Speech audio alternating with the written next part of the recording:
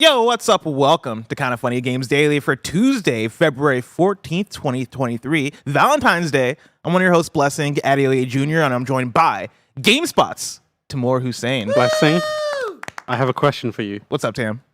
Will you be my Valentine? I've been waiting for this question, Tam, all year.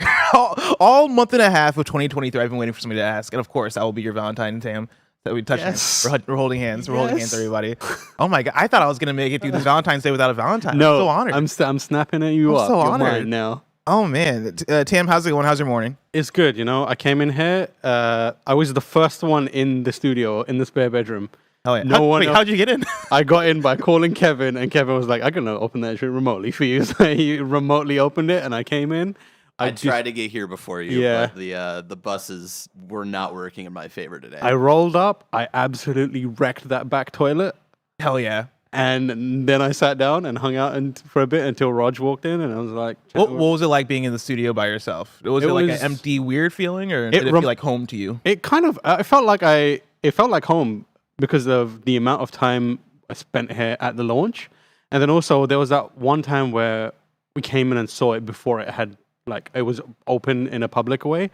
And it reminded me of that because it was like eerily quiet. And like, I was like, this is a room full of potential. And once the people get here, it will be now unlocked. You know my morning every morning when I'm here. Yeah, it's kind of nice. It's serene. It is. Like, and I love that you've got like gaming setups, obviously. So I could be like, I'm gonna come in at 8 a.m. and just play a game for a little bit before starting work. I don't know. Was there anybody's routine that stuck out to you? I know, like, I tend to come in and I just go directly to my computer. You came in like no one else was in this studio. You went straight to your computer and like didn't even look at me and Roger and just started typing. I was like, damn. That's KFGD life. When I have the first show of the morning, and it's a highly intensive show in terms of putting the show together. So as soon as I get in, I beeline to my computer and I'm fucking putting the shit together. And I looked at you, and then you were like, the line at the Jack-in-Box was too long. Like it was like weighing on you. You were like, damn, I gave up Jack-in-the-Box. I had to get the first person after me in was Roger, and he was like, I came in and obviously the lights were on, which I think he was like freaked out by because usually they're off, and he was like, is someone in here? And I was in the toilet taking a dump, and I was like, yeah. And he was like, oh. He's like, what voice? Whose voice is that? I don't recognize that voice. Is that somebody who's British? What's going on? How's GameSpot and Giant Bomb life treating you? It's going well, yeah. We're kind of like doing our thing. A lot of content going up. We're like reworking a bunch of things that are going to come to fruition soon. Got a few exciting projects on the way. Maybe even attending some events soon, perhaps. GDC or? Oh, we're going to be at GDC. I'm going over to DICE. So if you're watching this and you are going to DICE and you have got something interesting to show me or talk to me about, the amount of times I've been like, hey, hit me up, and someone's like, I got some NFTs. You want to check these out? I'm like, get these out of my face. Do you know me? Like, listen to the show. Yeah, no fucking thanks. But yeah, doing that. As a minimum, so that would be a nice little. Do you have, there's a weird segue, but have you seen Mythic Quest by any chance? I saw a couple of episodes. It's one that's on my list to go back to because I hear nothing but good things. I think Tim was talking about it the other week as well. Again, so I'm like, it's on my list. Season 3 of Mythic Quest, there is an NFT joke that made me really believe that they might have watched KFGD. Because like, it's a reference to you, right? It's like you do the NFT no fucking things thing, which made me go, wait a second, hold on. I'm claiming that. That's mine. That's mine. Because like the Mythic Quest writers, they're very in tune, right? Like, they're very good about really accurately depicting a lot of different elements that go into the video games industry, and like they're very on point with the research. With the research and the day-to-day bits and the jokes that they bring up. And so when they said the no fucking thanks thing, I was like, I wonder if somebody on the writing team heard Tam. Pay this man. Pay Tam. Credit me, Rob McElhenney.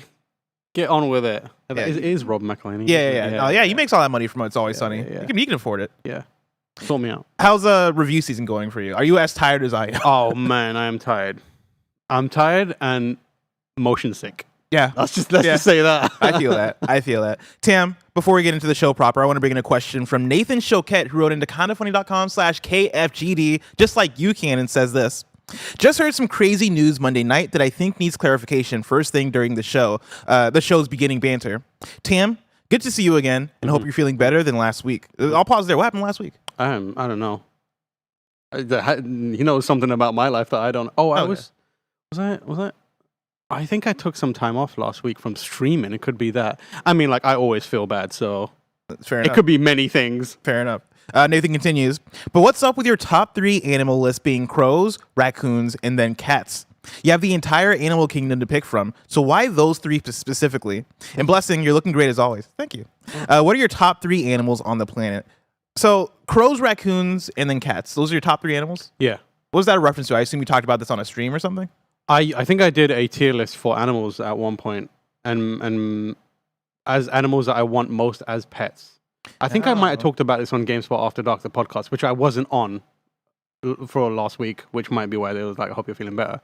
But I like cats, obviously. They're like Cats amazing. are great. Cats are amazing. I have a cat, and she's amazing. Raccoons I love because they are basically trash cats.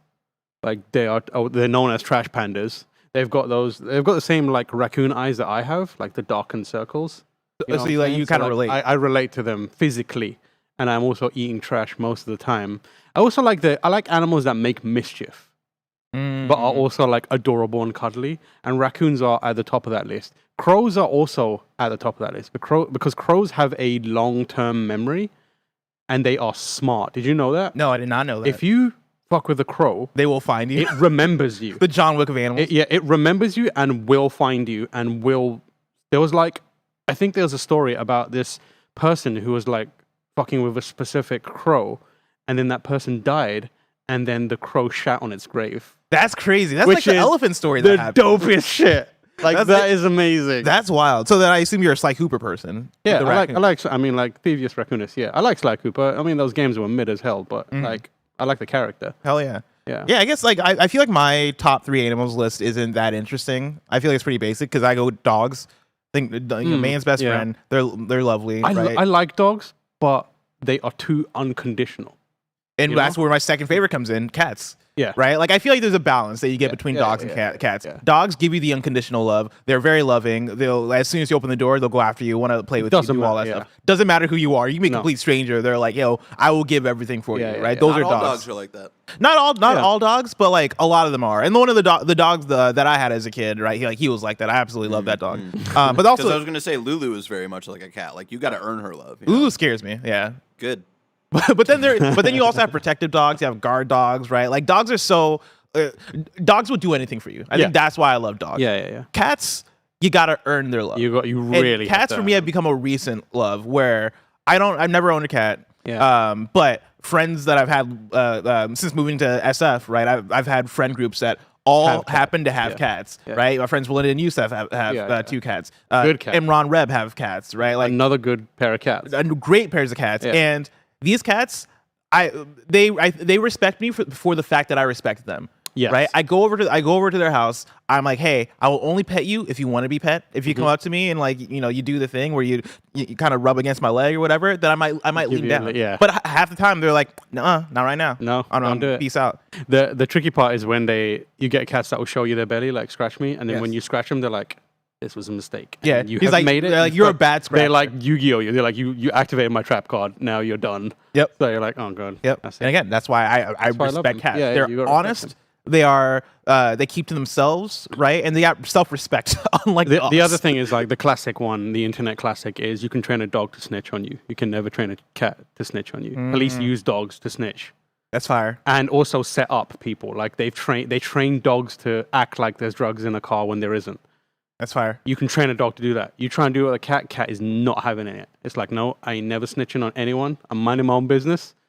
Goodbye. Hell yeah. And then my third animal would be monkey. And I think that's just purely Donkey Kong. Just me loving Donkey Kong so much. Like, I've now grown an affection toward monkeys. I don't think that's a monkey. I think, isn't that like a... Are you just like okay with like monkeys, chimps, gorillas, apes? Yeah, just the whole family of apes. Okay, yeah. Because there's like monkey people out there who will be very upset. That's like, fair. They are as hardcore as like that's fair. And the ape family. The ape family. Yeah. The ape family. All right, Tam. Enough about dogs, cats, and monkeys. Let's talk about today's stories, which include a scrapped plot for God of War Ragnarok, Wanted Dead being dead on arrival and unwanted, and more, because this is KindaFunny Games Daily, each and every weekday at 10 a.m. live right here on youtube.com/KindaFunnyGames and twitch.tv/KindaFunnyGames. We run you through the nerdy news you need to know about. If you're watching live, you can correct us when we get stuff wrong by going to KindaFunny.com/you're-wrong. If you don't want to watch live, you can watch later on youtube.com/KindaFunnyGames, or you can listen later on podcast services around the globe by searching for KindaFunny Games Daily.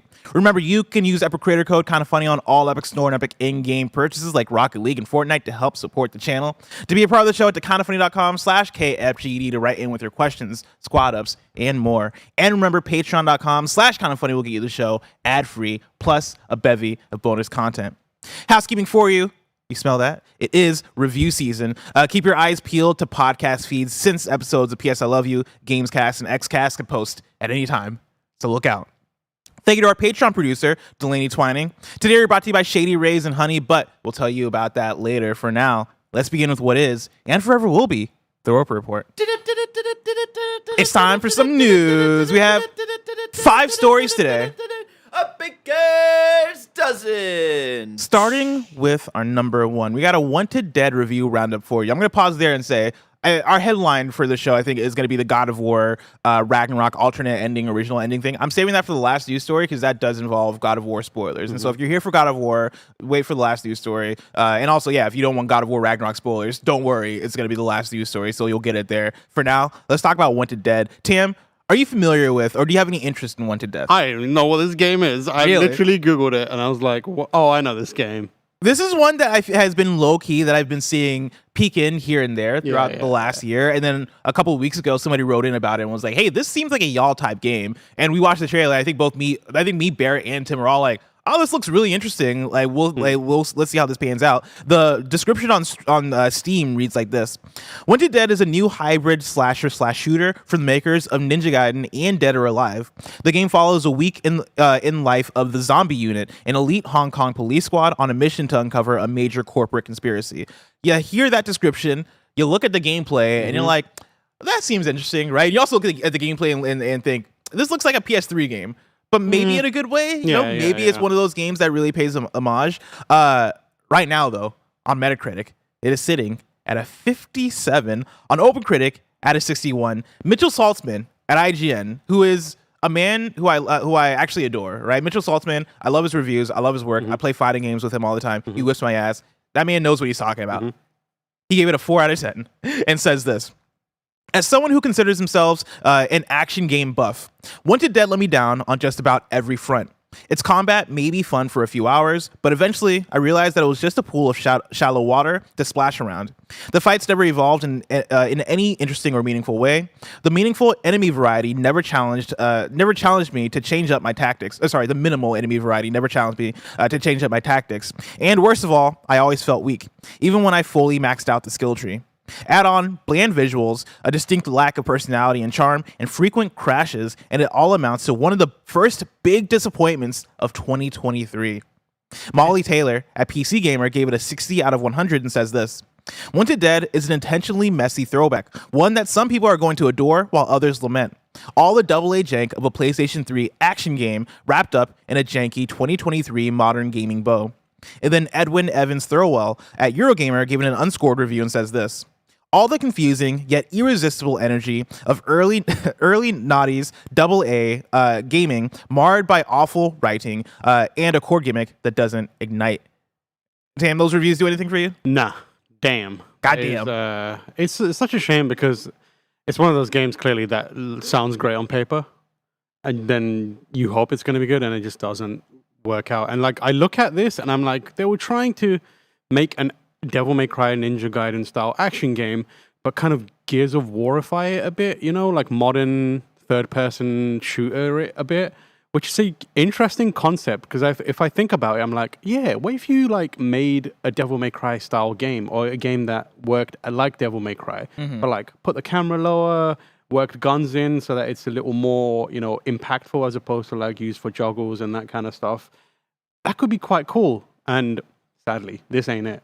Yeah. So now I'm like, someone else try, please. Yeah, I mean, it looks. It reminds me of something that Suda51 would make. Yeah. Right. In a bad way, but like for me as somebody who likes Suda51 games, right, and really wants to see those games come out and do well, I like the idea of, hey, let's make something that's really stylish, that's really unique, that is going to speak to a very specific audience.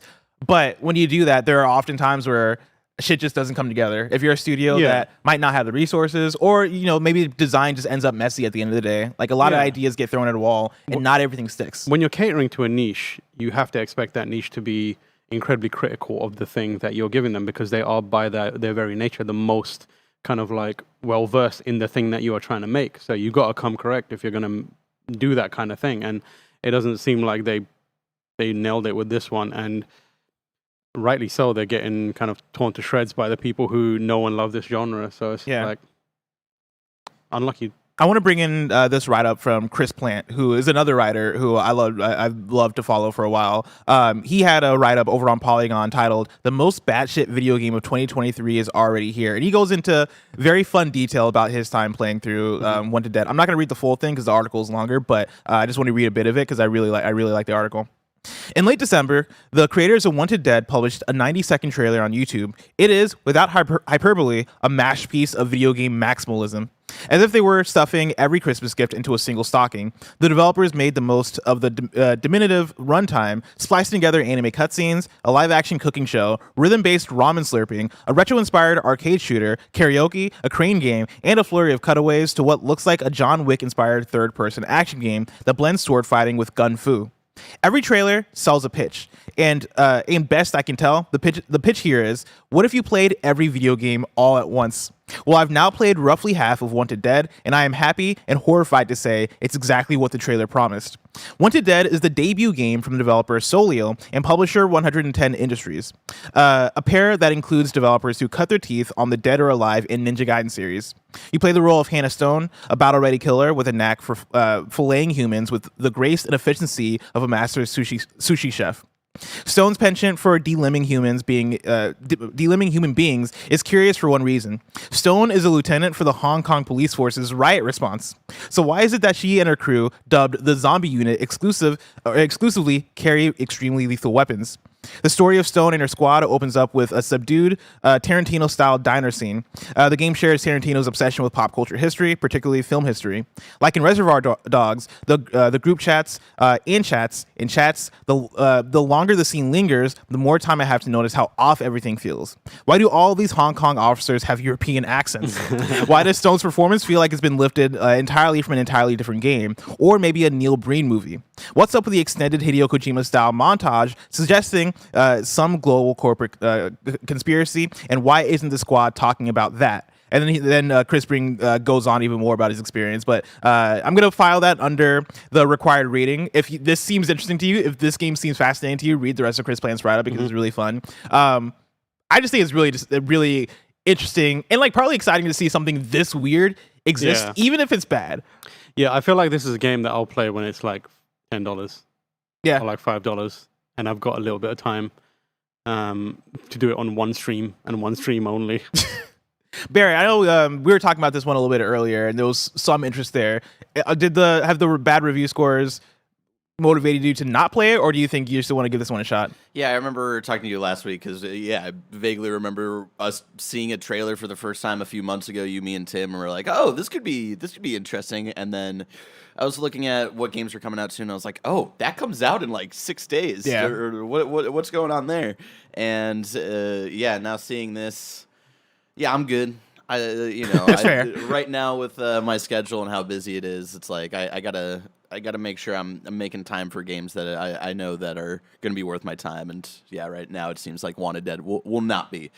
Maybe when I'm a little less busy, I can play like a couple hours and be like, "Yep, that was." That seems like it is what it is. That is what it is. One thing I want to bring up before we move on is there's a tweet from Mitchell Salzman again, who reviewed the game for IGN.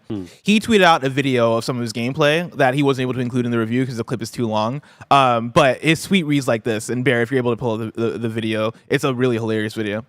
This didn't make the review because it's too long of a clip, and I didn't have the sound recorded. But just to show how wild the AI is in Wanted Dead, here's a clip of 2 enemies that I had to chase halfway through a level because ... Honestly, I don't know. And it's a video of him playing the game. An enemy runs out the room that he was firing into, and he's chasing this enemy just all the way back through. And it keeps going. He's like running all the way down the stairs, trying to like gun down this enemy. Has got the right idea. He's like, I am out. He's like, here. Fuck it. I am going home. I'm getting a bus and I'm going home. He's like, wait, who has the controller? Oh, Mitchell Salzman. I'm out this bitch. I can't. I'm not gonna face this guy. And he like keeps going. Like, look how far back he ran to find cover. Wow. This clip made me chuckle. This point, I kind of want to play this game now. Yeah, right. All right. Whoa. Let's do another review roundup with story number 2. And Bear, if you're able to check if Tim is here, because I have this in the doc because it's Tim is here. Tim is ready. Okay, When he'll walk on set, I'm not entirely sure, but he's around. Perfect. Let's talk about a game called Blanc. We have another review roundup for you. Let's start with Lex. There is no Metacritic or Open Critic for this one yet because there's not enough reviews, but I do have a review from Lex Luddy at The Gamer who gave it 3 out of 5 stars and says this. Blanc has an eye-catching monochromatic art style, a clever gameplay hook, and you can complete it in one sitting. The thing is, as soon as I rolled credits on Cassius Ludi's debut game, I couldn't help but think, quote, I wish there was more here, end quote. Blanc sees you control 2 characters with 1 controller, a la Brothers, A Tale of Two Sons. One analog stick and the shoulder buttons control a pristine white fawn, and the other side of the controller moves a Vanta Black wolf cub. A co-op playthrough with one play the wolf and the other playing the fawn is also available. The rest of the world keeps up this style with the snow-swept environments the 2 work together to get through. These environments are also entirely black and white. Blanc is nice. It's not revolutionary, both as a single-player experience and a co-op puzzle game. However, it's pretty and simple, and it doesn't overstay its welcome. It's the sort of game that serves a purpose. It's a pleasant way to spend a night in with someone else. That, again, was Lex Luddy at The Gamer. Tim motherfucking Geddes from KindaFunny Games has been playing some Blanc. And I want Tim to give his thoughts about it. What's up? First off, Tim. Yeah. Hello. How are you? Hello, man. I'm good. How are you? I want to let you guys know that Blanc is an incredibly special game. Oh, really? This is a special experience, I would even say. I do think that it's a special experience that anybody would enjoy, but it's very, very special to me because I got to play it with Gia, and it is the first game she ever beat. Oh, wow. And I think that I heard you say this from the review here, but there's something I think very special about how accessible this game is and how good it is at teaching people what a video game is and how to play it, how to get through a puzzle, like screen by screen, how to work together, how to communicate with each other to get through the challenge and the obstacle at hand and to kind of progress and want to see what happens next, want to see what the next challenge is, when like keep going. And it's short enough that it was kind of just the right experience where had it been a lot longer, I don't know that we would have wanted to keep playing the whole thing, but playing through, we played maybe an hour and a half and then backed out and I saw, oh, we're about halfway done, just chapter wise.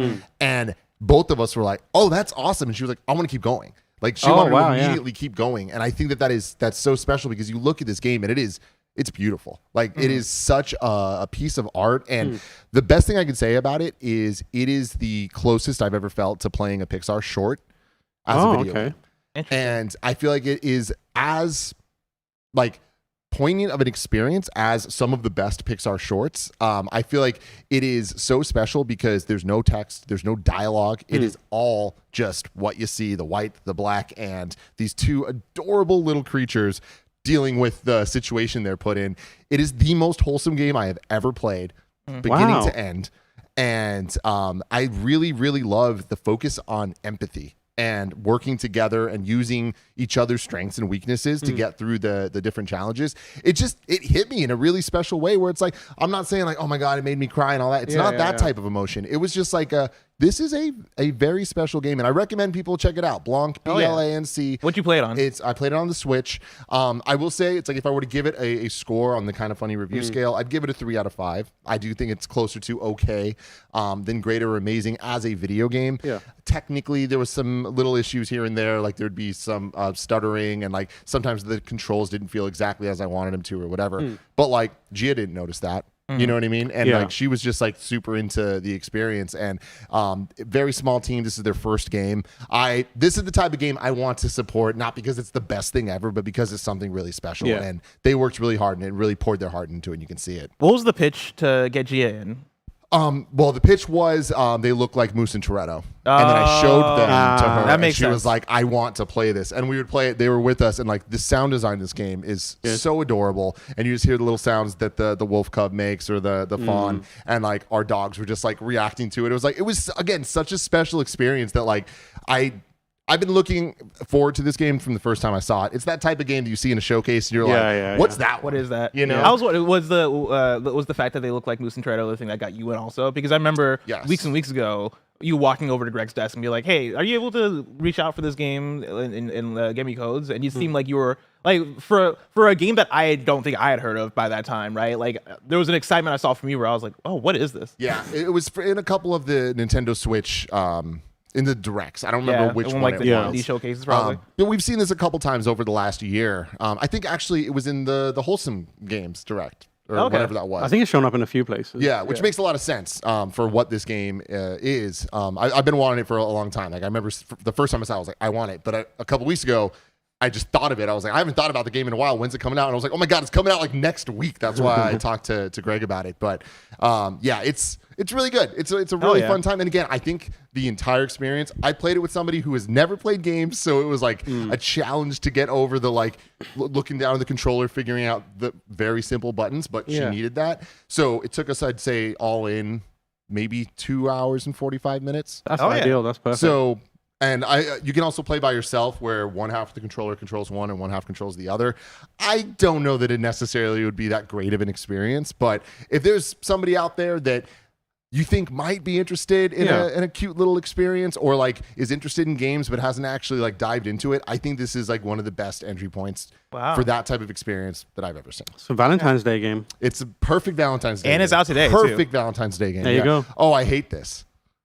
Oh, By it's hate, huge. I mean love. This is amazing. For our audio listeners, Tim has a big head right now. I got a big head, everybody. Anyways, magic love of you video guys. editing. Have fun on the show. Hell yeah. And hey, support Blanc. Support small support- developers. Small devs. Yeah, out small there. devs. Hell yeah. Well, ladies and gentlemen, that is Blanc. Blanc sounds like a fun time. You know what else sounds like a fun time? Patreon.com/KindaFunnyGames, where you can go and get the show ad-free. Ad-free sounds like a fun time. But for those who aren't on Patreon.com/KindaFunnyGames, here's a word from our sponsors.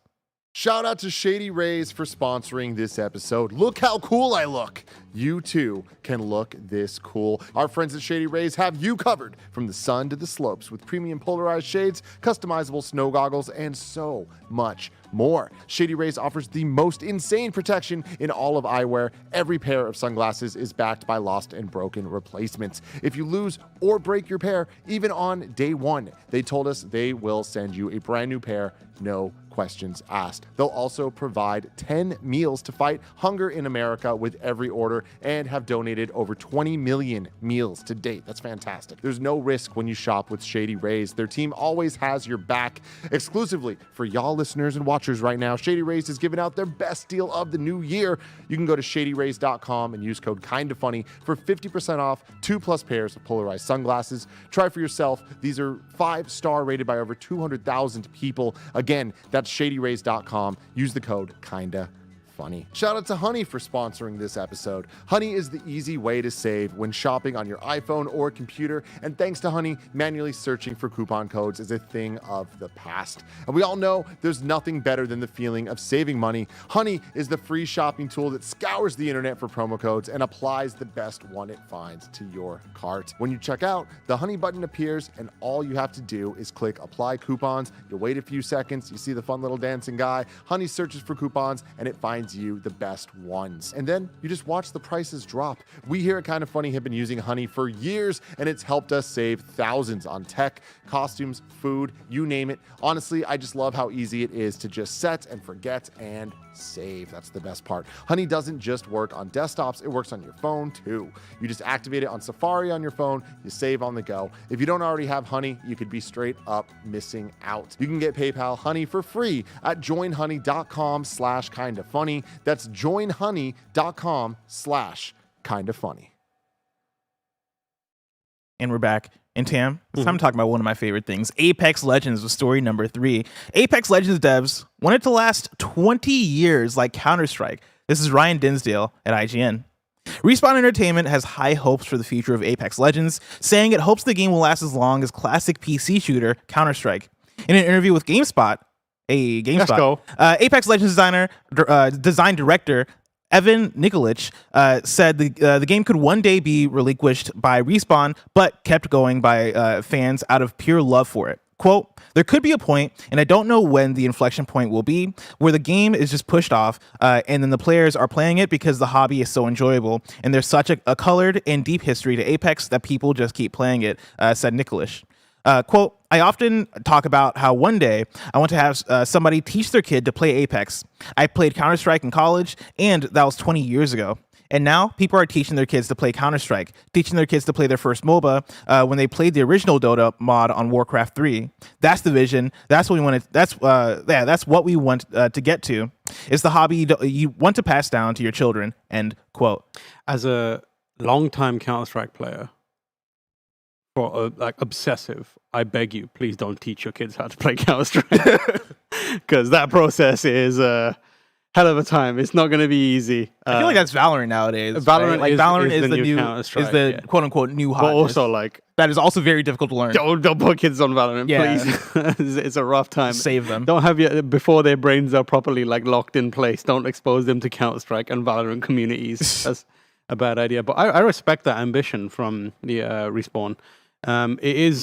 It's interesting because I think a lot of what made Counter-Strike have that longevity is a kind of, it arrived at the cross section between PC gaming becoming a little more popular and accessible, and also multiplayer and internet access kind of being around at the perfect time, and being like, for the longest period, people, you had internet or you didn't have internet. Now it's a situation where everyone has internet, but there was a time in between where it started to propagate, and a lot of people came to Counter-Strike as the game that they could play, because everyone was playing it. It was part of the multiplayer online multiplayer tapestry at the time, and there weren't as many games. It was Unreal, Quake, and then Counter-Strike, and there's probably some other stuff like Tribes or something like that, but it was like a small selection, and I think that it became a part of like the foundation of PC gaming. I vaguely remember, because like I wasn't plugged in as deeply into PC gaming culture, partly because I was a kid and partly because I was too busy on my Nintendo.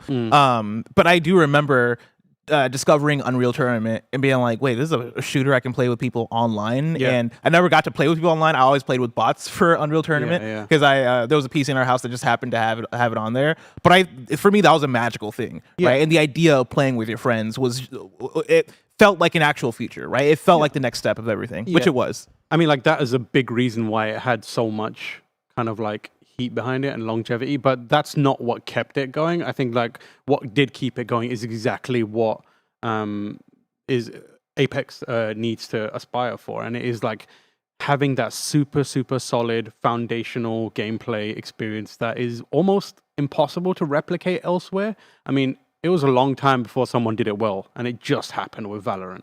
And Valorant is very different. They don't try and compete in the same field as Counter-Strike, because Counter-Strike is a little more like, it's a precision-based shooter, but it's not, hero-based, which the other main competitors in my mind that do it are Valorant and Siege, but they're all like class and hero-based stuff.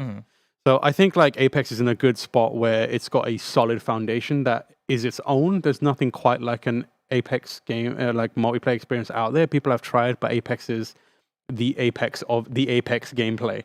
So until someone else figures it out, I think they're fine. But it is part of that. Also, like, is EA and Respawn going to be okay with like relinquishing that game? Yeah, that's a whole other conversation. Which is a whole different thing. Like, that was a time when that was part of the culture, and it's still part of Valve's culture to a degree, where they're like, we're done with this.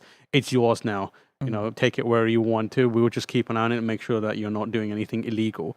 These days, it's like, protect the IP. If it's not doing well, shut it down. Don't give it to anyone. Lock it away. It's rare to have people go, it's now yours. You're talking about an IP that is now probably up there in terms of EA IP that they own, right? Like Apex. I mean, Apex is overseeded or superseded Titanfall pretty easily now, and Battlefield, in a lot of ways. Apex has been carrying a significant portion of EA for a really long time, for good reason. Like, it's a super good game.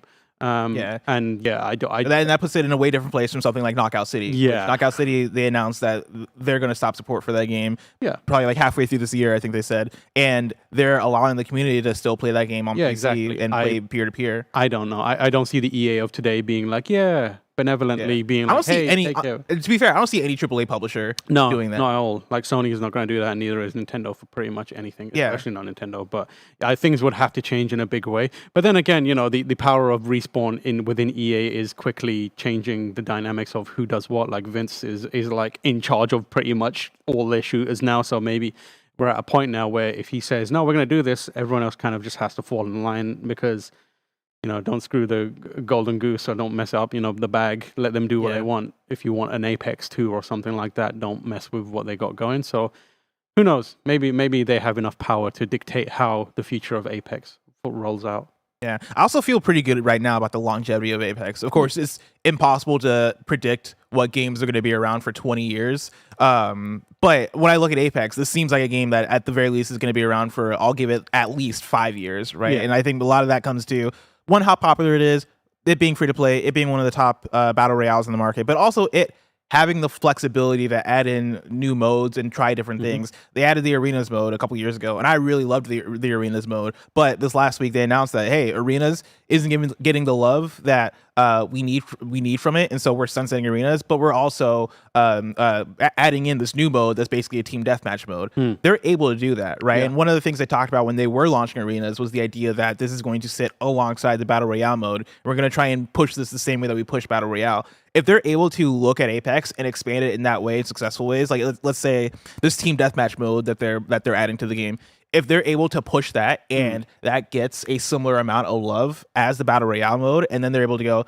right, what else can we do? Can we finally do a single player mode? Rest in peace to the single player game that got sunsetted. But if they're able to keep adding in pieces like that and have those things be successful and have those things coexist, Apex might actually have really good longevity on its hands. Yeah. I think that flexibility is exactly what you basically said there was like the Apex of that game is flexible enough that the Apex of today could be a completely different thing from the Apex of 10 like years. Apex 10 years now. It could be just not be Battle Royale. It could be just a team deathmatch. It could be a Counter-Strike clone. Yep. Like it could be a Counter-Strike like game, and that is the strength of that franchise or that property and that game. So I believe it. Yeah. Same here. I really do hope that. And I actually want your idea on this and your predictions for this. Do you think we ever get the Apex Legends / Titanfall single player game that we know got canceled? I don't think we get a Titanfall game. I think we get an Apex single player. Yeah. I really more hope than so. anything. Yeah. And the thing is, like, it could be as much as like a rebranding thing. Like, you swap out a pilot for, I don't know, Octane. And there you go. Is that a bunch of octanes? Yeah, just a these bunch different of mechs. octanes. Yeah, The mechs I are think- running super fast. I think we're more likely to get something that is hooked into Apex than it is in Titanfall. Titanfall, I think, is a thing of the past. Yeah, I think that IP sad as name, it- them trying to push Titanfall as an IP, and is I done. think the sad part of it is like there's elements of it that we wish we could. Let's be honest, like Titanfall's mechanics have been taken and put into other things now, and that's good. So the thing that we really miss is basically BT. Yeah. Like all we want is BT. That is like holding that entire franchise up. And at a certain point, as sad as it is, like if you're sitting there and you have to make the calls, like BT alone as a character is not enough to hold up a brand new experience when you've got this other thing called Apex that you could, retool things and create a brand new experience in that world that people know and love and is actively like being propelled forward by updates and community and that kind of stuff. Yeah. I think sadly Titanfall is gone. I just hope that when they do reach the point where they're like, let's make an Apex single player, that it's got that similar kind of creativity, because Titanfall, as well as BT and the characters, like the creativity of what they did in a first-person shooter single player experience is what really sticks with us, with the whole time hopping mechanics and the world shifting around you as you're running and platforming. So that as long as it makes it in, that will be like the spirit of Titanfall brought over to whatever this new experience is. Yeah, I mean, and to that point, right, of talking about what did we love about Titanfall 2, right? You talk about BT, you're talking about the Titans and all that stuff. I mean, Titans, I do have a good shot at being in a Apex Legends single player game, right? Like all the things that we do love about the Titanfall games have a chance at appearing in whatever they do, because Apex Legends is in that same universe, right? And we are talking about mechanics at a certain point that they're translating over. A lot of the mechanics of Titanfall are in Apex Legends. I am going to make a bold prediction. In the next year, there will be a Titan in Apex. God, I've been predicting this since Apex came out. I'm shocked we haven't gotten it I think there's yet. going to be an event of some sort where just a Titan is like uncovered or is like just falls from space, and it's like a Fortnite style event where people are like, what the hell is this? Or like, imagine you turn on Apex one day and suddenly Titans are just falling from the sky. Like, I think it will everywhere. happen. I don't know in the next year, but I think you're right that I'm one saying it will a happen. year. Damn, you're saying a year? I'm saying a year. Oh, I hope you're getting me excited, Tam. I mean, and to bring in something else, right? We're talking about the Titanfall Legends thing. You jogged a memory that I believe Jeff Grubb was talking about some of the stuff that was concepted out for Titanfall Legends, and BT was going to make an appearance. Like I'm looking at Twitter right now. Apex Legends News on Twitter tweeted out details of scrapped Apex Legends single player game that was in development. This is per Jeff Grubb. Featured BT and other Titanfall characters. Rampart brought BT back to life. Players played as Blisk.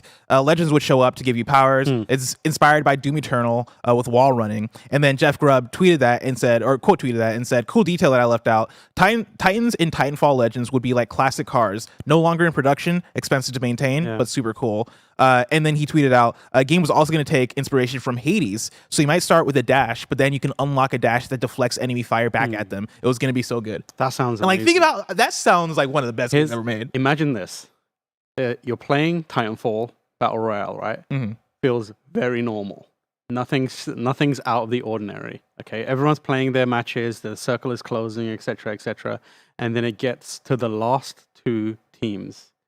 And then as the circle is about to close, instead of hearing the sound, you just hear the announcer say, "Stand by for Titanfall."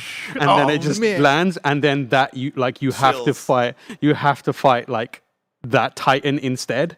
And it just wipes you out. And then like it's Blisk or something in there. And then that's it. From that point on, like I want to see more shit like that, because we talk a lot about that kind of thing in Fortnite. How Fortnite will have just the craziest events ever to end a season, or like they'll have a Ariana Grande concert, or they'll have giant Travis Scott performing. They just have bad shit happen. What if to announce a Titanfall or probably an Apex Legends single player game, it was exactly what you just mentioned, where it is during a certain hour of the day, the Titan or Apex Legends matches end and Titans just fall from the sky for the last two teams, and it's like, what the fuck is this? When you fight the Titan, and then at the end of that hour, you get a trailer on YouTube or something, or in the game that is like Apex Titanfall, whatever it's called. Oh man, how cool would that be? Make it happen, Respawn. Make it happen, and also I can't wait for that Star Wars game. Respawn, man, just out there killing it. Someone said Tam has never seen an Apex endgame, has he? Not for a while. I don't know. I'm just freestyling here. We're just freestyling. We're just having fun. Story number 4. This is one that's from the rumor mill, so take this with a grain of salt. All right? This is from Push Square. This is from Sammy Barker. Sony is plotting wireless earbuds for the PS5. Again, this is a rumor. Sony is slowly but steadily increasing the mix of peripherals available for PS5, and the typically reliable Insider Gaming purports to have the scoop on another product, wireless earbuds. Scheduled to release anywhere from April 2023 through March 2024, the portable AirPod-inspired accessories will allegedly pack 5 hours of battery life and will come with a USB charging case like so many of their contemporaries. According to the aforementioned publication, the headphones are being codenamed Project Nomad, with an updated wireless headset also scheduled to release around the same time. This is being referred to as Project Voyager internally. It said that the new cans will feature similar functionality to the InZone H7 headset, which currently retails for around $200. Insider Gaming hypothesizes that these new accessories, along with the DualSense Edge and PSVR 2 headset, will all be part of a refreshed product slate alongside a redesigned PS5 console later this year. For those who haven't been following the speculation, it's rumored that a system with a detachable disk drive will be made available in 2023, streamlining the platform holders' manufacturing pipeline and providing customers with more flexibility when picking up the digital-only device. Tam, how do wireless PlayStation earbuds strike you? I'm gonna be honest. Mm-hmm. Blessing. I don't care. Fair enough. One bit. Fair enough. I could not be cool. If you want to, all right, man. Well, sure. Like, if you want to buy some wireless earbuds, great. Good for you. I'm kind of the same. Like, I associate wireless earbuds with going somewhere, right? And maybe I'm sure maybe these earbuds will have that functionality in there as well. But being branded as PS5 earbuds that are wireless that you're using specifically for your PS5, I'm like, I don't know if I need this. I've got the headset that launched with it. Yeah, the Pulse. Yeah, the Pulse headset works great. Yeah, I love it. I have no issues with it. I don't need a wireless version of it. Yeah. How's the microphone? Am I using the PlayStation microphone at that point? Yeah. And if so, I don't want to use my DualSense microphone. The thing is, like, wireless earbuds, I assume they want you to like work that into your lifestyle and wear it outside. Like, I'm cool, man. I've got whatever This is, to me, it's just like good for you. do the thing that you want to do, make the product, and hopefully earn some money off of it. But also, if this never happened, It wouldn't change my would life. my life is not going to change one bit. That's one of the ones where like. But He Who Remains did nothing to the timeline to change anything. Exactly. No changes were needed. No management of the timeline was needed on that one. The end zone or the earbuds did nothing to the timeline. I just feel like we're in a. I think we as a society have reached the point where branded things branded to be after similar to the console just doesn't have the clout and the pull that it used to. Before it'd be like, oh, a PlayStation headset. That sounds amazing. These days it's like, all right, it's just a headset, man. Sony's going to take one of the many headsets that they make already and just put the PlayStation colors on it, and here we go. Yeah. Great. This strikes me almost is even more of a Sony thing than even a PlayStation thing. I know it's probably this PS5, but if it's in line with the in-zone stuff, like in-zone stuff, I just look at it as It's the same as the DualSense Edge, which I got in and reviewed. They sent that to me, and I used it, and I was like, yeah, it's good. Yeah. It's fine. It's got a 4-hour battery life, which sucks, but it works. I'm not gonna tell anyone to pay $200 for it, but it's there if you want it. And I've literally forgotten it now. Like it's out of my mind. You don't use it anymore? Not really. Like I use it. It's good. I like the DualSense Edge quite a bit. But it's just like sometimes I'm just like I'll just pick up the controller that's the lightest and just work with it. There's nothing that makes me need that controller, if you know what I mean. I feel that. I did use it a lot on Dead Space because and it was great for Dead Space because I mapped the wayfinder to it. So instead of clicking the stick in, I could just press that and it would quickly like reorient it, which is great. But that was it. That's the only thing. The one thing I really do love about the DualSense is making the adaptive trigger clicky. Yeah. Yeah, like I've been playing a lot of FIFA nowadays, and to have it click for strafe, or even in FPS games, having it click for aim down sights, I like way better than actually pulling that thing all the way. Yeah. But that's like the main. I rarely use the paddles. I'm still looking for a good functionality with it that's gonna work naturally for me. Sony makes high quality, good build hardware that you can, if you want it, great. If you don't, you can probably live very easily without it. It's very much for the luxury gamer. Yeah, exactly. It's a luxury thing. So good on you. Story number 5. Kratos was originally going to have a different fate in God of War Ragnarok. This is Chris Scullion at Video Games Chronicle, and this is where we are getting into spoilers for God of War Ragnarok. So if you've not beaten God of War Ragnarok, or you don't want spoilers for God of War Ragnarok, this is your chance to click off of the video, click off of the podcast. If I see you getting mad in the comments, Bless, you haven't given me enough time. It's your fault. I'm giving you time. You got 5 seconds. 5 slow seconds. It's not a lot of 5, time. 4, 3. Time codes are in the bottoms. So if you want to skip to new dates. 2. How crazy is that Miles Morales showed up, man? Damn, I cannot believe they turned him into a baby and did baby Kratos. It's fucking crazy. I was asking for baby Kratos for so long. That's incredible. They got all the gods, made them babies, and did like Rugrats. Can you imagine this fucking like Phil and Lil, but it's fucking Thor and his brother. Yeah, Thor and Heimdall, just Magni and Modi or whatever. Oh, that's way better. Actually, that's way better. All right, Chris Scullion's article reads like this. Kratos was going to have a different fate in God of War Ragnarok, its narrative director has revealed. Speaking to MinMax, shout out MinMax, Matt Sophos was asked about the end of the 2018 God of War title, in which Kratos sees a mural that shows his death, suggesting a prophecy that could happen in the next game. Although the mural is shown again early in Ragnarok, Kratos ultimately doesn't die, and Sophos was asked if there was ever plans to actually kill him off.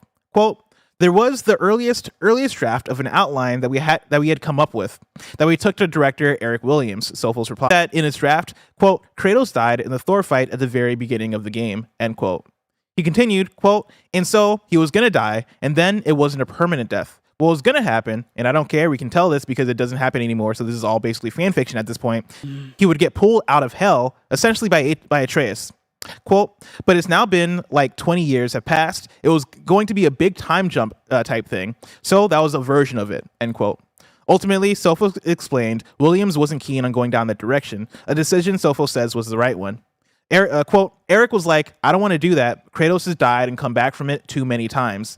And it'll feel a little bit too, oh, you said he was going to die, and oh, you just killed him, but he came right back, he recalled.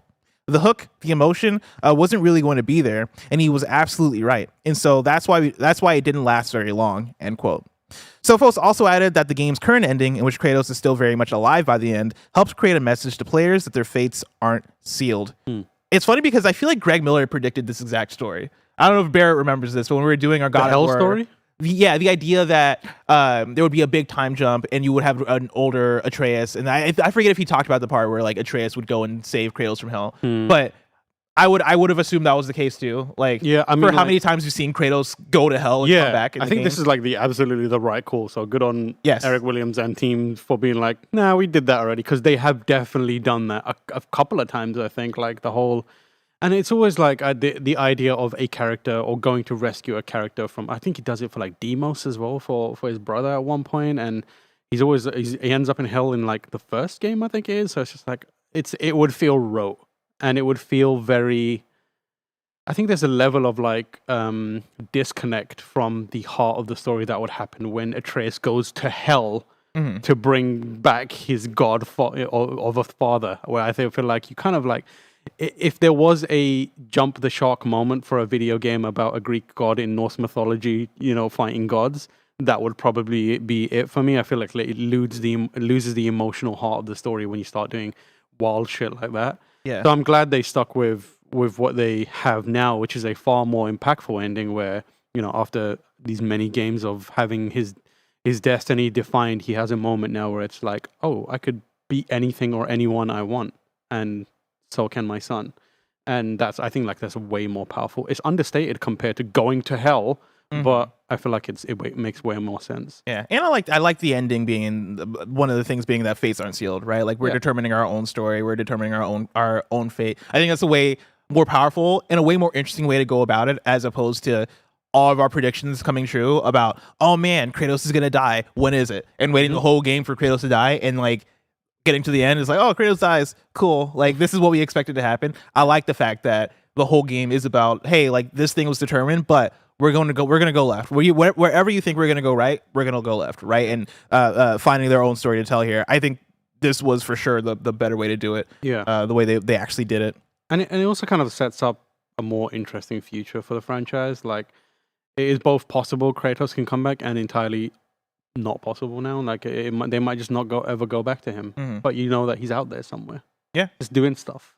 And the one thing I do like about this original, or this the proposed draft they had here for a story, would be the idea of playing as an older Atreus, because I think that'd be interesting. I think they could still do that. And that's the thing, is they for sure can still do that. And I assume we'll probably get that. Oh yeah, we'll probably get an Atreus, maybe like a Angry Boda story or something like that. Oh, for sure. Or, I would love that. Like, that was the thing that shocked me about God of War Ragnarok the most, is the fact that I really like playing the Atreus sections. Even like, at some points, even more than the Kratos stuff. And I think that just comes with, I played God of War 2018, so I'd already played so much, and I played other God of War games, right? So I played so much Kratos already. So getting the taste of playing as Atreus and getting the bow and arrow, I'm also somebody that really likes bow and arrow gameplay. And so that shit hit for me, and I was like, damn, I would take a whole game of this. Yeah. And yeah, I think to your point, I think we will, right? I think that Atreus Angry Boda game, if it's not in development, at some point it will be. Yeah. I'm shocked that there hasn't been any announcement of DLC. But I mean, like, I don't remember the God of War games having like story expansions. Like, I think Ascension might have had some like cosmetic DLC stuff, but I don't think they have like a full on like, hey, here's a complete story DLC expansion in the way that most other games do. So I would love for them to try that, but also it's not a precedent that they have, which is. I also feel like there's something about the finality of each God of War game is a chapter, and like we've closed these chapters, right? Like these games are treated as Kratos and Atreus' story. But I think now where we're at the end of the game that we just got, one of the things that I also want, again, we're still in spoiler talk for God of War Ragnarok. I really want a Thrud game. Yeah. Thor's daughter. Yeah. I think that'd be a really fun cool game to explore, because I still want to wield Mjolnir. I think like maybe even like, I know we said Angry Boda, but like pair up Atreus with Thrud, and you've got like these two gods who are trying to figure out who they are and become that's really good, themselves, but not their parents. And you've got one who like has been through the kind of the growth that he went through alongside his dad, who went also through it, and then the other who like only got a glimpse of it right at the end, because Thor kind of like has his moment right at the end of the game where he's like, damn, I'm getting worked by this old man, and then Getting absolutely worked by Kratos. And then that was pretty much it. Like, and that's one of the most heartbreaking things of that Dude, game. Food has a lot to work Yeah, through. because she's robbed of the dad she deserved right at the end of the game, and it's just like that sucks. But I'd love to see more of her. Yeah.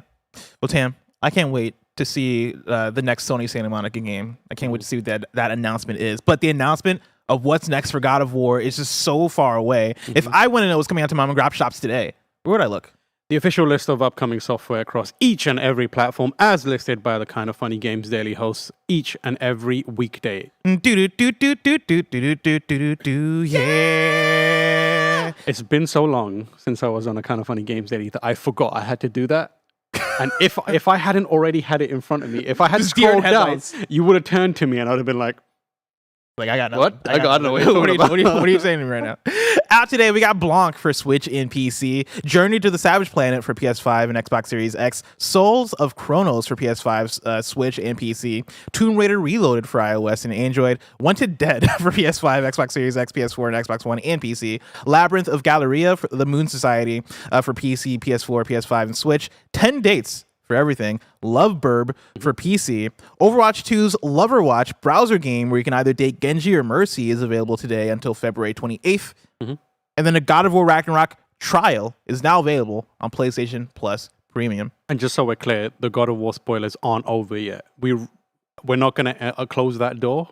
So you live in fear now. Live in fear now. You live in fear. We could drop a I mean, spoiler I was going to close at the door, but any now, moment. guess what? The door is open. The door is back staying open. I put my foot in there and I wrenched it open. And I was like, no, this is how we win. I find it fascinating really quick with like the Ragnarok like preview or like demo or whatever if you have PlayStation Plus Premium.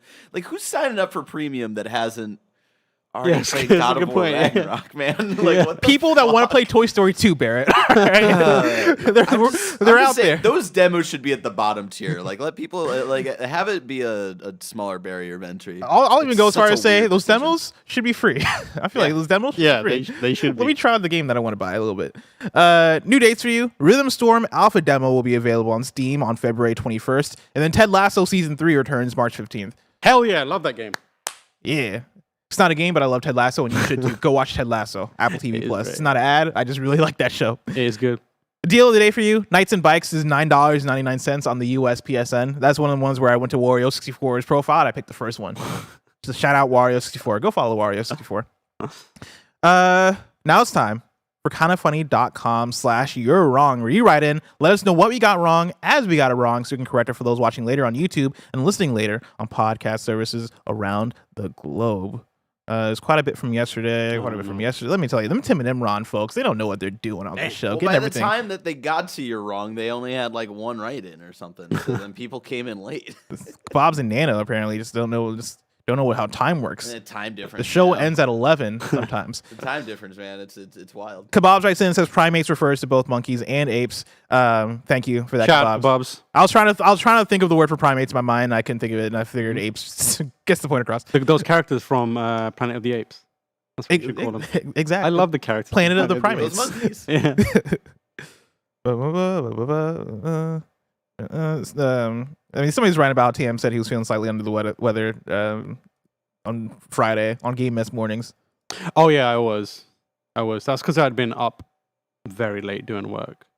You know what, everyone? While I'm here, I just want to remind you to have a good work-life balance, okay? Don't be like me. Do as I say, not as I do. All right? Tam, you should have told me that a while ago. You should have told me that a week ago. It's too late for us. It's too late. Let me tell you. Tomorrow's hosts for Kind of Funny Games Daily are going to be Tim and Imran Khan. That's right, eating some Timron Dawn. once again. If you're watching this live right now, after this, is some Dream Daddy for Valentine's Day. That's right. Have some fun playing a visual novel with Snow Michael. If you want to catch that stream later, you can, of course, subscribe to youtube.com/kindoffunnygames. Are these the Valentine's Day lights? I mean, it's the shit list lights, but you know, Oh. pink, so. All right. Well, wait, are we doing the shit? Oh, okay. Yeah. No, that'll work. I just put it up because you were talking about Valentine's Oh, Day. gotcha. And then I had the idea of like, fuck, I should have had these up the entire time. But, You scared me for a second because I was like, I do not have shitlist prepared. I do not have. I need to go to thegamer.com. Of course, shitlist is a show you can get on patreon.com/kindoffunnygames. It's great. We talk about top 10 lists there. It's a fantastic time. Sometimes we shit on lists. Sometimes we call some lists the shit because some of them are great. We got to go to Patreon to check those out. But for now, this has been Kind of Funny Games Daily. Before I wrap up, Tam, thank you so much for joining me. This has been a very fun episode of the show. You know, I always love being on Kind of Funny Games Daily. Of course. Yeah, thank you for having me, everyone. Yesterday I was thinking about Metal Gear Solid. I kind of wanted low-key. I want to do another playthrough of all the franchise. Maybe just 5. Who knows? Whenever I get the time, which nowadays is never. But I was thinking about it, and I was thinking about what we did on Twitch last year. Yeah. And I just associate you with Metal Gear Solid. Where now I can't think about Metal Gear Solid without thinking of Tam. That's how I want it. Yeah. I mean, That's you how did I want it. I miss those days. Yeah, man. Days. We still got to do 5. Yeah, but then Mike cheated on me, you know? Yeah, we just cut him out. Yeah. This is what Mike does. That's what Mike does. I love how All like Mike on that does- last stream on 4, we're like, all right, we're done for, and then we're gonna go on winter break, and then we come back. We might do Peace Walker, and we'll do 5, and then cut to a week later, it's winter break, and Mike's streaming 5 on his Yeah. own like a fucking asshole. Multiple. He did do that, and I remember thinking that sucks. So I got in there and I tricked Shamed him? No, I tricked him into doing a supply drop onto himself. Oh, hell so yeah. yeah. That's great. Thank Have you for that. that. Thank you for that. That right there is some TM Metal Gear Solid shenanigans. So you gotta love it. All Mike does is eat hot chip and lie. Yeah. All right, I'll say it Charge right here. phone, eat hot chip, and lie. And lie. Those are the 3 Snow Egg Mike activities right there. Of course, and actually, before I go, do you have anything you want to talk about? Do you have anything you want to pimp out? You can find my work on gamespot.com and giantbomb.com. But in terms of pimping out, just stick around and watch this Dream Daddy stream for me. Let's go. It's good. Good time. Remember, this has been Kind of Funny Games Daily. Each and every weekday live right here on youtube.com/kindoffunnygames and twitch.tv/kindoffunnygames. We run you through the nerdy news you need to know about. Until next time, Game Daily.